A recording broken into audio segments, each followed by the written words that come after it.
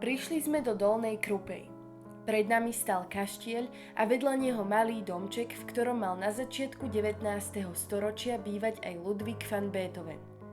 Dodnes sa rozpráva tajomný príbeh o životnej láske, ktorú mal skladateľ v tomto kaštieli spoznať a venovať jej jednu zo svojich najznámejších skladieb. Sonátu mesačného svitu. Tak hovoria legendy a tí, ktorí sa nechcú vzdať svojich romantických predstáv.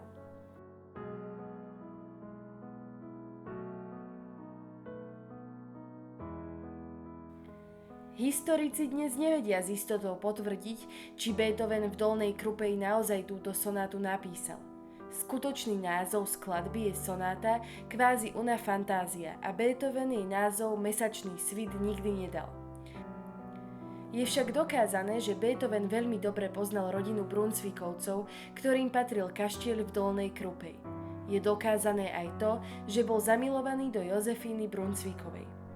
V domčeku pri kaštieli sme videli rukopisy listov, ktoré písal Beethoven svojej životnej láske. Skladateľ vedel, že Jozefína sa s ním nemôže zosobášiť. Nebol totiž šľachtic. Preto jej meno ani raz v listoch nenapísal. A to je problém. Niektorým chýba dôkaz, iní zasa hovoria, že umelec jej meno nenapísal, lebo chcel Jozefínu chrániť. Nech je pravda o love story Beethovena a Jozefíny akákoľvek, my sme pri návšteve v Dolnej Krupej chceli uveriť tej romantickejšej verzii.